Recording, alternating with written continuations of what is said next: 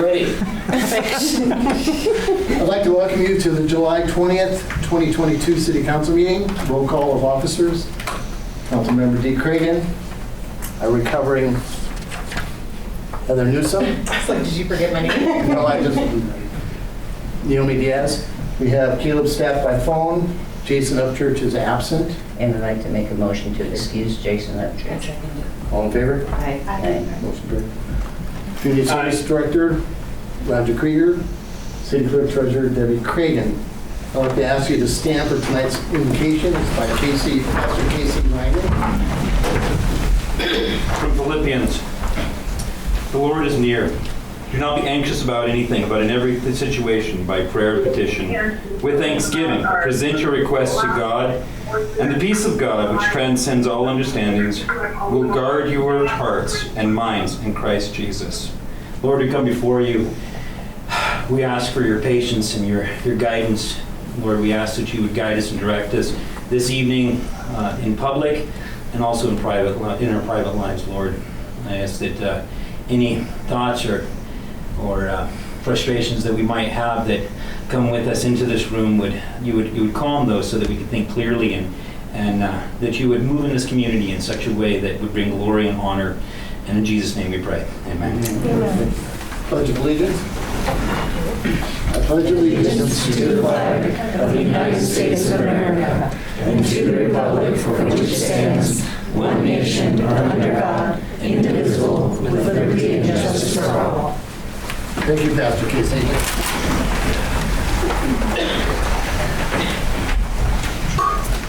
Next up, item 4, approval of agenda. Second. We have a motion and a second. Any comments by the council? All in favor? Aye. Motion carried. Item 5, approval of July 6, 2022 regular council meeting minutes. Motion to approve is presented. Second. We have a motion and a second. Any comments by the council? All in favor? Aye. Thank you, Kevin.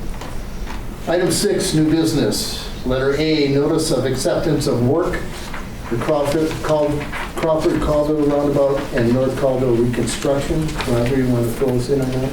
Sure. This is, as we try to get this project closed out completely, this is a piece of paper that, my binder's 3 binders thick for this project. Debbie's is a couple, and this is a final piece of paper that hopefully closes this project out once for all. Just basically says we accept the project has been completed, not quite for over a year now, and we move on and we can close out the project. Motion to approve. I second. We have a motion and a second. Any comments by the council or questions? All in favor? Aye. Okay, thank you. Motion carried. Item B, wastewater-based epidemiology program for participating health jurisdictions and wastewater utilities memorandum of understanding, MOU. Roger. So this one's a little bit more complicated, and if you look it up on it, basically Department of Health came to us, and you may have heard not that long ago it was in the news that the city of Spokane's wastewater treatment plant had testing going on similar to this, and they found the SARS-CoV-2 bacteria, let's call it that, in the waste stream going through the wastewater system.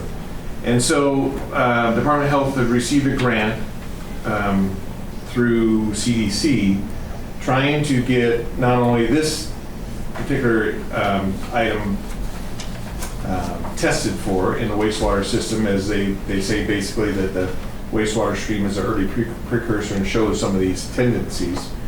For this virus and others into the future, so they want to set up this testing program.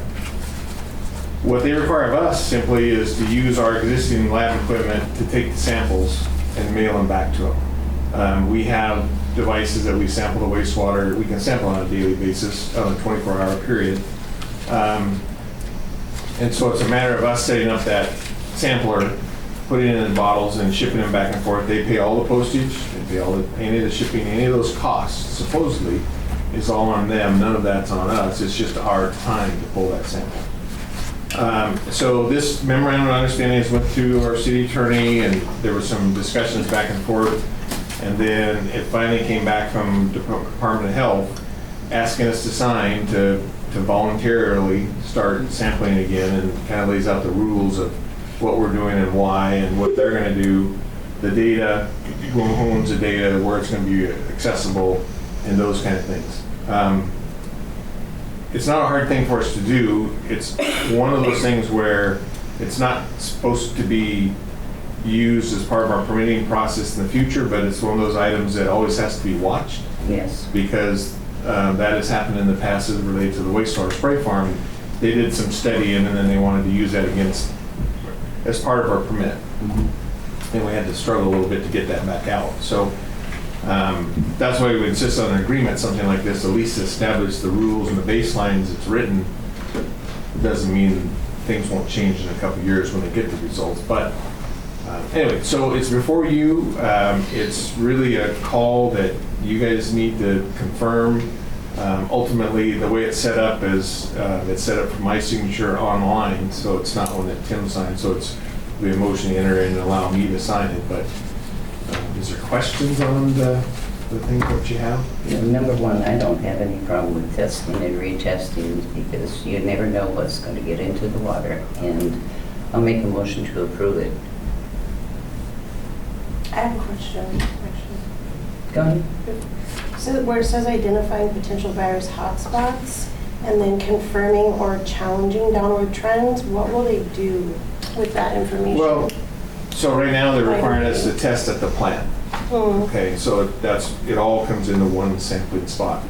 It's not to say that if there was a big outbreak of something, that they couldn't ask us to put sampling locations in the sewer mains that are passing through town, in our wastewater lift stations. You know, we have 4 of those scattered about. So you could say the Swinyard lift station, for example, is, you know, the section of town from roughly B to the junior high and all up to the high schools and stuff like that. So you can isolate places like that. We don't have the facilities to test right now with that. They'd have to pay some money to get us the equipment to do it, but that's what they could do. Now, what would they do with the data? Yeah, what would that accomplish if they had that? Could they use it to Make shut down news the reports, schools, news articles. or- I don't know. Department of Health, they get the data, who knows what happens with it. Yeah, so that. Mayor Tim, Yes. Yes, go I was ahead. just noticing that we didn't actually have a second on that motion, so I believe it died on the floor. Correct. I'm waiting. You get a second? We have a motion, I need a second. I second the motion. All right, we have a second, Caleb. All in favor? Aye. A note, Tim, I would like to make a comment now that we have time for discussion. Okay, go ahead. I feel very silly to be opposed to this, but I'm pretty strongly opposed. I'm not in favor of giving the government any more ways to surveil us and to then have information about COVID. They have made terrible decisions using sketchy information in the past, and so I'm not at all in favor of this. They have used, misused, and abused various statistics in the past. I'm far more concerned, and I believe my neighbors and our citizens, many of them are far more concerned about government surveillance and overreach than they are about this particular virus, because we have a very safe and healthy populace. I don't believe we should participate in any way. Okay. So let's do a vote. Councilmember Cragen, how do you vote? I vote that we go for it. Okay. Councilman Stapp? No. Okay. Councilman Newsom?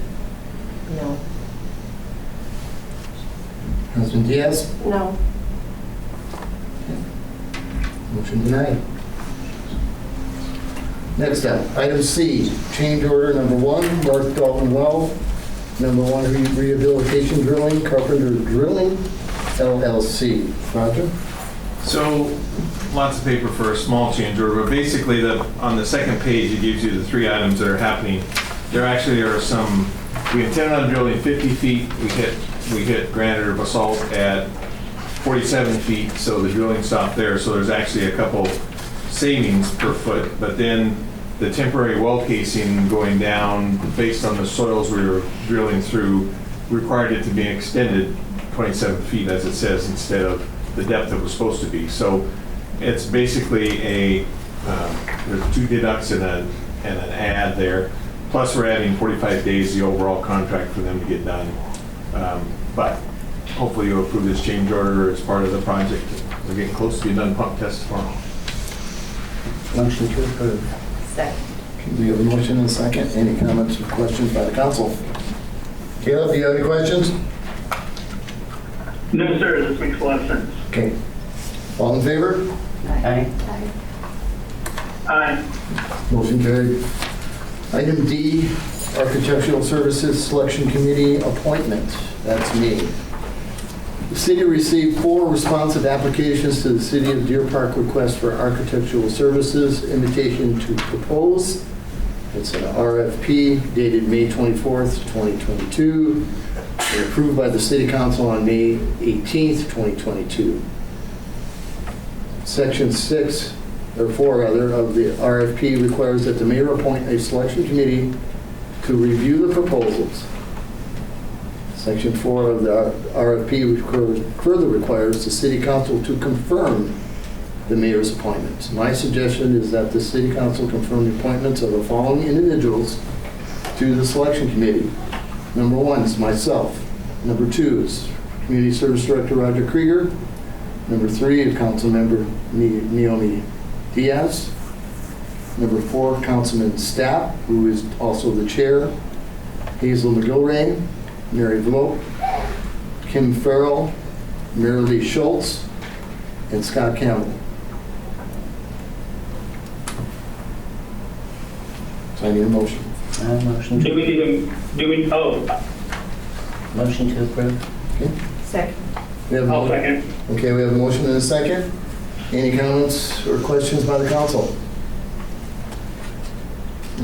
All in favor? Aye. Aye. Okay, thank you. Motion carried. Tim, before you leave that, so we have all the RFQ packets that were submitted, and I think tomorrow we'll put them together in the group of 4, and then folks can come into City Hall and get them, or we can mail them out, I guess, whichever is easiest, but we'll put names on them and have them at the front desk at City Hall. Okay, is Kim or Mary Lee here? Scott, you can pick up your application from City Hall, Yeah. your packet. Okay? Well, You good? Item 7, we have no resolutions. 8, we have no ordinances. Number 9, consent agenda. Letter A, approval of voucher claim checks number 40406 to 40447 in the amount of $347,883.12 for the first half of July 2022. Item B, short plot request 2022-4 Habitat for Humanity, Spokane. Item C, task order 2022-10 Dalton Creek Residential Development Construction Observation. And then item D, Deer Park Lease Agreement, Richard Pullman. Motion to approve the consent agenda. Second. Here we have a motion and a second. Any comments or questions by the council? All in favor? Aye. Aye. Aye. Motion carried. Report of the departments. Number 10, Jake is our building inspector. Jake, we'll start with you. Okay. Well, we had a mad dash of permits here in the last few weeks. 8, I think, homes is up to number 41 for the year. So we just had a lot, like I said, just a big influx of building permits for single-family residences. Just pushed out another storage unit that they'll be starting at Airport Road, and another townhome that I'll be approving and pushing out permit this week for some townhomes, 16-unit townhomes there on H Street. And that's what we have so far for this summer. But there you have it. Thank you. Thank you, Jake. Roger, you're up next. So I guess just real quick, the tank project is proceeding. They're supposed to show up August 1st to start the final push. There are some work on top of the tank. They had to cut a hole and add a testing tube location for level sensing and stuff like that. So there's some minor stuff going on, but electrical and that's supposed to show up. We'll start filling the tank probably middle of August. Do some pressure tests, checking things like that, and probably have it in operation first to middle of September is kind of the goal, I would guess. The Crawford Preservation Project bid yesterday. The bids came in. One bid was $100,000 higher than the engineer's estimate. The other one was $200,000 higher. Needs to say the commodity of asphalt is a big deal. Right now we're working with DOT. They had some other projects statewide that didn't use the pot of money they have to use up, and so we're going through the process. Basically, we need about $300,000 more than the original grant application said, with all the price escalation clauses. We applied for the grant 2 years ago, and when you finally get it and you get it designed, we went through 2 construction seasons, and that's how much it's changed in 2 years. So hopefully that'll come to pass. North Dalton well is supposed to start test pumping tomorrow. It's a step test that lasts for about 6 hours, and then there's a 24-hour test that goes after that to see how that well will perform. And that one, also we did stay in the running for the block grant funds for the building that goes over that. That will be hopefully a project we can get done next spring in the timing that we have. Its biggest challenge again is electrical components, trying to get those ordered, and we're trying to come up with a way to perhaps buy them and make them owner supply. The risk there is we can buy them and we don't get reimbursed until they're actually installed, so that's a long lead time of sitting there on the shelf. So projects like that are still ongoing. We have a couple of developments. We met with a group today talking about a planned unit development type residential development down near down near Fur and D and South and the Eagles Lodge and that big field that's sat empty in the commercial area for a long time. And then tomorrow we have a Zoom meeting with the folks that own the RV park at the golf course, looking to expand their golf course RV park. So lots going on, lots and lots. Thank That's all you. I have. I had a question for Roger. Go ahead. Roger, on the Crawford pavement preservation, I was just curious when the expected or tentative start date for that would be. Well, right now it depends upon the funding coming through that we're asking DOT to find. But hopefully we'll have the recommendation of award at the first August council meeting. Realistic, that means not starting by the time they get the project's contract signed and bonds and insurance and all those kind of things. 1st of September, right about when school starts, which is great timing. We will probably try to push them back a week or two, though, just so it's maybe school's in session for a little bit and people are in the habit of going there, because it is going to impact the traffic in Crawford from Forest to Airport Road for a couple weeks easily.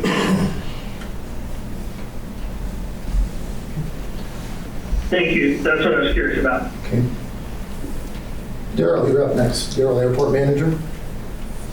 The lease you guys saw tonight left us with 2 lots that are buildable on the airport that have taxi lanes and water and electrical nearby. Those 2 were actually, there's lease applications in process, so it'll leave us without any smaller buildable lots. We'll have to start working on designing a new taxi lane and additional lots. A lot of construction out at the airport right now. Increased, even with the fuel prices, increased activity with small aircraft. The last summer we had problems getting Jet A fuel. This summer we're having problems with with the avgas, the 100 low lead. I've been waiting 3 weeks for a load. We will run out of fuel tomorrow, although I have saved some for firefighting. The WashDOT Department of Transportation is coming out 1st of August to do a 50-10 inspection. They come out and inspect to make sure, you know, all the lights, our electrical, everything's safe and operating as it should be. This will be the first time in 3 years because of COVID. So it'll be good to have them out and take a look at everything. Thank you. Brad, are you online? Brad Wainwright, are you online? Okay, I guess he's absent. So I do have one item, and this is the Night Out Against Crime. Where is it at? It's at the Deer Park Sports Complex across from the high school. When is it? It's Tuesday, August 2nd, 2022, 6 p.m. to 9:30 p.m. Sheriff Ozzie will be speaking. Under Sheriff John Knowles will be speaking. Air One, the helicopter, will be landing on the softball field. Scope will be doing fingerprints and photos of children, so bring your kids. The U.S. Border Patrol will be there. Washington State Patrol will be there. McGruff, the crime dog, will be there. These are all speakers, and they will do a question and answer period, but I suggest you show up and support these guys. So it says pack a dinner and join us. So that's what I've got. Next up, item 11, council questions, comments, or reports. Dee, we'll start with you. Nothing. Councilman Staff, you're up. I'm just excited to have the 4 proposals to be looking over and considering over the next few weeks. Maybe I will probably have someone drop by and pick those up for me tomorrow, since I'll be out of town until Saturday, and City Hall will be closed, of course. And then just the other point to say is I'm a voter in Deer Park, and I support having chickens. That's all. Okay, thank you. There's quite a few of you there today. Councilmember Newsom. I just want to say thank you guys for the card. Sorry I was not here for the last meeting. Other than that, I don't have anything. Me? Nothing? Okay. So how many here for chickens? Put your hand up. I'll support you.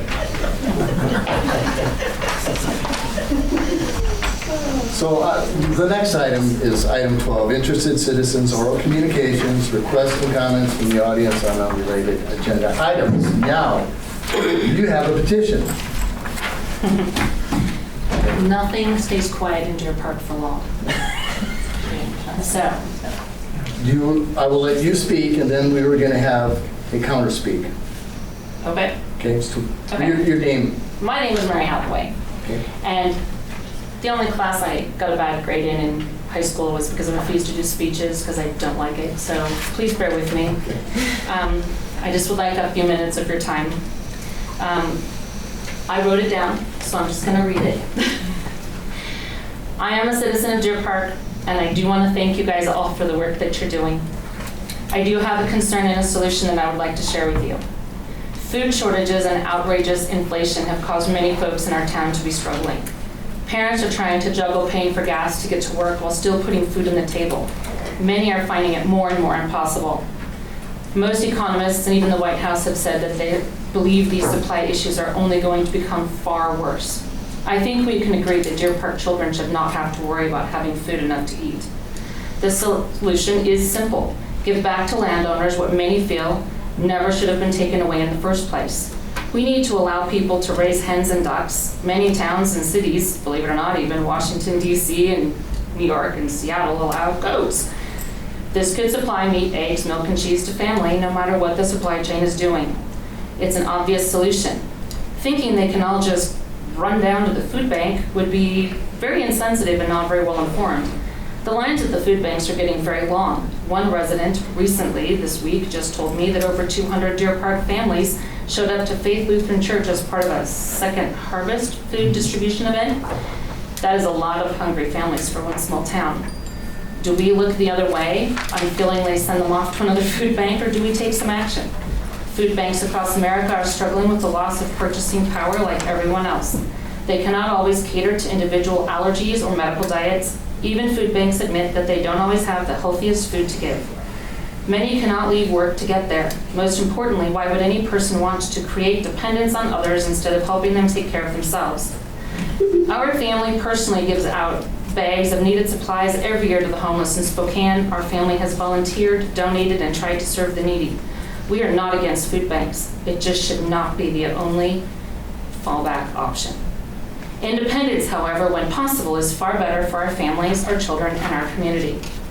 In fact, hundreds of cities and thousands of small towns in America do allow homeowners to have chickens or fowl for meat and eggs, creating better community food security. They have figured out how to make this happen. Why don't we? Is our town afraid of the work to make it happen? Are we coming up with excuses, or are we going to look at the very great reasons to do it and make it happen? Ms. Cragen, on your bio on the Deer Park City website, you wrote, "I am your voice" at City Hall. That's right. You elected me, and I work for you. You also wrote, "If the issue involves money, I'm watching your wallet." I want to believe you. I do. So I'm hoping you are going to work for us and watch our wallets on this issue. I know there are many of us that are hoping that you will. I have a lot of signatures of people that hope you will. Ms. Newsom, you mentioned on your bio that you were interested in bringing in another grocery store. This would create healthy competition and might lower our prices some, but surely even you can see that those poorest in our community would still be struggling. Surely people struggling with health or allergies, health issues, could truly benefit from growing the healthiest meat, eggs, and garden compost that you can grow. And I'm not picking on you two ladies. The others have not updated their bios, so I don't have much to quote from them. No one can tell me that there isn't support for this issue, because I now know better from personal experience. 2 voters from my family and I went to spoke to Deer Park business owners. We talked to a lot of people in parking lots, and we even went door to door. In just a few hours on Saturday, we spoke to quite a lot of people. I can now assure you that this is actually a very popular idea with your voters. The last time this was brought up at the Deer Park City Council, the Deer Park Gazette reported that there were not enough people interested to pursue making chicken ownership legal in Deer Park. I strongly disagree. Our sampling of Deer Park, if it was a poll, would have been near 100% support of over 120 people we talked to. That's, by the way, about 10% of the people that voted for you. I was actually shocked that nearly every single person we spoke to were in favor of it. I had no idea there was actually a topic that existed that so many people could agree on. Property rights seem to be a common ground in this town.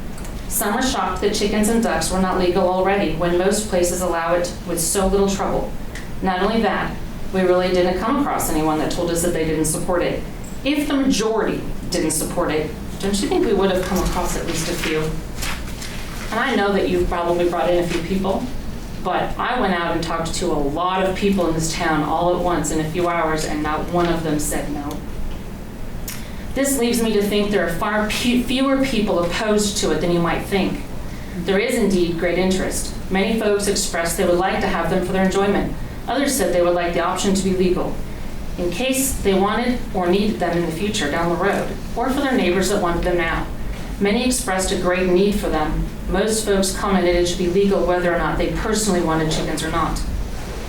There are several things that uninformed people believe about chickens that are simply not true and have now been proven with hundreds of cities and thousands of towns that have approved chickens. I'm going to actually give you each a packet that has some of that information. I will submit that report to you on myths about city fowl, and they debunk common misconceptions about odor, pests, and more. I do hope you read it and consider the information. It shows that city chickens actually don't smell, contrary to some beliefs. They are quieter than dogs. They chase away and eat pests like baby mice and rats and ticks and mosquitoes. They actually are a pest control. They do not attract them. There isn't a single documented case that city chickens ever lowered property value. And there are even fun trends in some places where realtors give a small, trendy chicken coop to their clients after purchasing a house. We are in uncharted territory right now with the national and worldwide food shortages, the worst inflation seen in decades, and the price of food skyrocketing. These tough times will require some strong, proactive changes to help our community to get through them. I'm asking all of you here to consider our wallets, to consider putting personal opinions aside. Personal opinions shouldn't be deciding this right now. Understand your voters support this a lot more than you realize, and vote to make feeding Deer Park's families a little bit easier. You are all such capable people, and I know you can figure out how to make this work for our population in this town. I will submit this information to you. I did not feel comfortable making copies of other people's signatures, so there'll be one.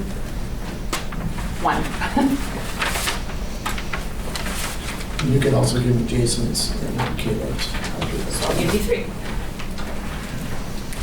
Thank you. So, rarely, right? Is he part of the council? No. Okay. When you Mary. first- Mary? Mary, yes. One of the issues that I have, I live by the golf course.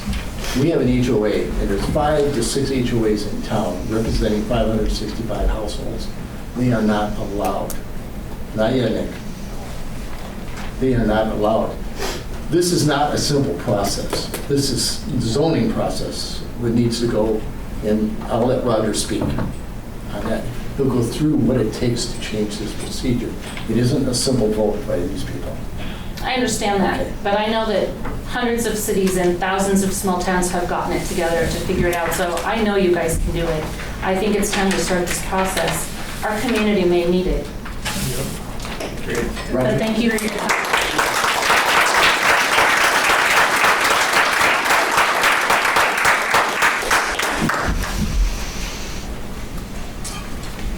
So just kind of give history of where things are at. Our zoning code, the way it stands right now, basically doesn't allow farm animals. Chickens are a farm animal by definition. We have one zone that they're allowed in, it's the R1A zone, that we have no land zoned that way because developers have never chosen to make parcels, they're basically 2-acre parcel sizes and bigger. So we don't have any land that's been zoned that way. We have lots that are 6,000 square feet, 10,000 square feet, 3,000 square feet now down at Habitat. And so those densities, whether they allow chickens or not, that's always going to be the question. But currently the code says farm animals are not permitted. That's the code we've had since the 80s. I mean, I don't know the last time that section, that part was dealt with. 1993, if you read the letter you sent me when I first moved out here. But Right, but the code itself has been in there since the early 80s. I suppose it's And so, Yep. you also banned snow and cloud leopards, just saying, and tell me where you can get one of those. Stick to the subject. you want to keep going? There is a, yes. It's not just a vote. Let him finish. So the issue of farm animals was studied about 10 years ago by the Planning Commission. 9 years ago, something like that. Because this same issue, the same concerns, same comments came to the council, and the council asked that body to evaluate it and go through it. They held a couple public hearings, looked at the ordinance, had the comments and so forth, developed a series of findings of fact in a decision not to change the ordinance to allow farm animals in town. Because quite honestly, as the public hearing process with the notices that went out, we had about the same amount of comments that were not in my backyard. So the Planning Commission made that decision and recommended that, or forwarded that to the council, and the council stayed with the ordinance the way it is. The comprehensive plan doesn't have a lot of items in there in the land use side that supports farm animals in town. And so in order to make a change, you really have a twofold thing that if you want to change the zoning code, is you really need to change the comp plan first to get something that supports the farm animal question. Okay? Can you distinguish between chickens and rabbits and goats and all the other kind of stuff? I don't know. That's going to be a question that ultimately a code will have to be set up to. You have to remember, we don't have a animal control person within the city staff any longer to deal with it if there is an issue between neighbors or whatever with farm animals. And I don't believe the county animal control folks will deal with it either. So not only is it a matter of dealing with it with a zoning standpoint, but you also have to deal with it from the enforcement standpoint. Who is going to deal with that? Because it isn't, unfortunately, it isn't as easy as one would say, 2 or 3 chickens and that's it, and nice and quiet and never get out and all the other kind of stuff, or whatever other animals there might be. So there's more to it than just it should be chickens and ducks, because then it's chickens and ducks and rabbits, or what's next. So there's a process to get there. I mean, realistically, the best way to do it, if you really want to do it, is you ask the planning commission to go through a comprehensive plan. They have to go through the comprehensive plan during 2023 and 2024 under state law. The best way is develop findings of facts, or develop goals and policies in support of farm animals on parcels. And then you have to get to the zoning code and say, okay, how big of parcels is that where you're going to allow them? You're going to allow them on 10,000 square foot lots? You allow them on 6,000 square foot lots? You allow them on 3,000 square foot lots? All those factors would have to be looked at, because our code has all those multiple zones that you have to look at. So it's a process you can get there. It's not as easy as just, yes, we want them, because in our zoning code, the land use code, that's what control law says they're not allowed. So that's where it comes from. The animal code section in the code would have to be dealt with, I guess, as well. I don't deal with that section much, so I can't tell you exactly what it says relative to animals and farm animals and stuff. But the enforcement arm is a tough one, because we don't have that animal control person to deal with that anymore. So is that another staff guy? I don't know. But that's where it can lead. May I respond to that? So that's what I can tell you. Yeah, yes. There was a lot of points you made. The first one is, what kind of animals? It's a simple decision. And hundreds of cities, thousands of small towns have done it. It's easy to borrow some of their language. The zoning laws, if they've been changed before, can be done again. But I really want to address the animal control person you were talking about. We don't have one right now, right? Is that correct? Correct. I don't know about you guys, but I've never seen a pack of dogs running up and down our streets. I've never seen 100 cats running around our yards. I don't think our town really needs one. We have both. Well, Sorry. Well, I have lived here for 15 years and inside the city limits, and I have never seen one. I'm just trying to, and I'm not saying a stray dog here or there, I'm talking about a lot of them. I have never seen animal problems in my neighborhood. I walk around this town every evening and I don't see wild animals wandering around. Most towns are not having problems with their chickens. On most instances where it is, someone fixes it between the neighbors and it moves on peacefully. It really isn't. I've dug into this a lot this week. There really isn't a lot of complaints. And if someone has one extra chicken than they're supposed to, and nobody is complaining, why nitpick about it? The rules are there so that if someone does complain, you guys can come in or somebody can come in and have a side to fall on. But we aren't really having a huge problem. If it was a huge problem, I can guarantee this council would have already hired somebody. That's my opinion on this. And I feel like the people are mostly all law abiders and they're going to try. Most backyard chickens are cleaner than dog pens. Their food comes from it. Mary, let me ask you this. Do you want to be the spokesman for that? And get with Roger and find out what the procedures are to proceed with this? Because I'm not going to let all of you guys... Define that. Just define what that means. Define, just to chat with him and talk with him about it? Be the representative for all the people here? Yes. Do you agree? Okay. Okay. Great. I'm outspoken. I'm sorry. I'm the youngest child. Can I ask a question? Hang on. So, we're good with you. On talking to Roger Yes. and finding the I procedures. will need someone to contact me to let me know when we'll meet or whatever. Yes, ma'am. So I've been before this committee. Yes, you have. I remember you. Yes, I have.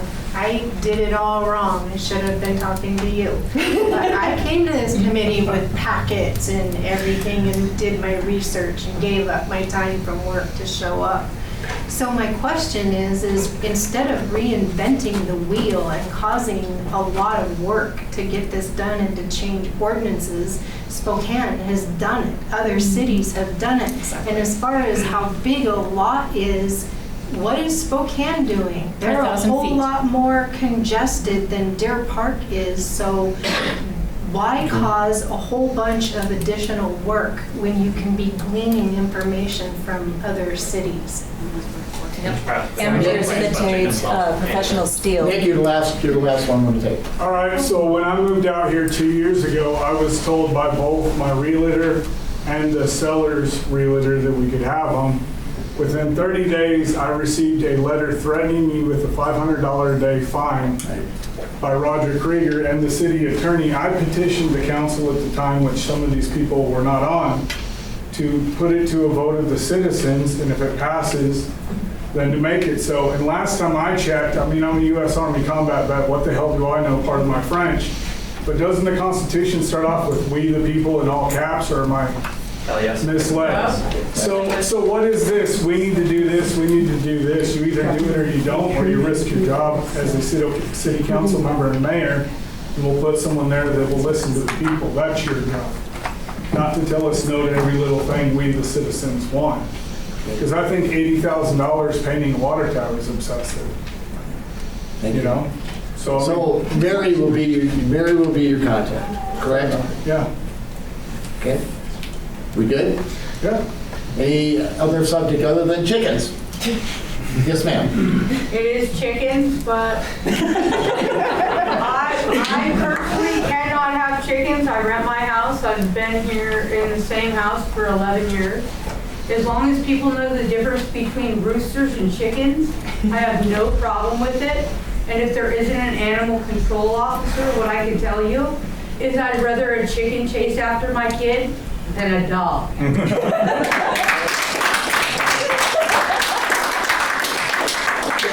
Any unrelated chicken items? I wasn't quite done. One more thing, it was brought up that after all the regulations, I'm sorry, I don't remember his name, but after all the regulations, we would maybe be able to get it passed in 2024. Well, you know, I think the recession is hitting right now, and in 2 years, that ain't gonna help for 4 years. So, That's what it says now. I have moose that come around, deer that come around. There's turkeys. Crap, we had one down here chasing cars for 2 years. What, a chicken? Come on. I think it's ridiculous, and I think everyone's overthinking this, and I think people should be able to take care of their family without this. For the record, chickens are smaller than turkeys. Exactly, that's what I meant. Yeah. Well, the turkey up there is taking the deputy's spot for traffic control. Any other questions unrelated to chickens? Richie? Not chickens, okay? August 5th through the 7th is a citywide yard sale, and just wanted to let you guys all know about that. One of the things also, just wanted to ask a question of Roger. He said the Crawford bids came in higher.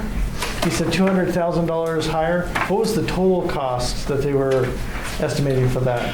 Well, the highest bid was $905,000 for just a grind and overlay. That's it.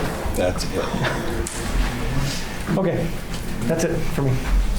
Anybody else? I have a question, sir. Yes, ma'am. Okay, we live in a place with Habitat for Humanity. So as you are aware of, we are HOA. And to be eligible to have a chicken after the city of Deer Park are eligible to have some chicken, how can we be eligible on that way, being a HOA? Yeah. Like we are in HOA, and I know they vote for like no chicken. Right, Like that's part of your covenants.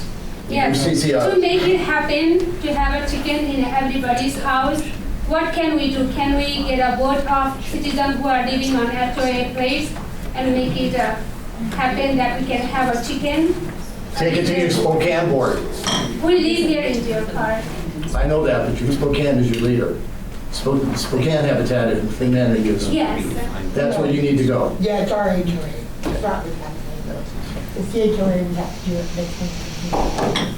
So if we vote from there and get a most vote for the residents who are living there, then how can we pass that bill that we are able to have a chicken? Only if the city allows it to. Right, city has to Only go. the city allows it. So if the city does not allow, then we cannot have. So the first step is to get the city to allow their citizens to actually have two chickens. It's just steps, you just gotta walk. Simple as that. One step And a lot for of, another. now the HOA, a lot of HOAs copy the city ordinances too. So it does open it up for an option down the road. I think we just have to get it passed. What was the date on the crime right now? It is August 2nd, Tuesday night. Okay? All right, we're adjourned.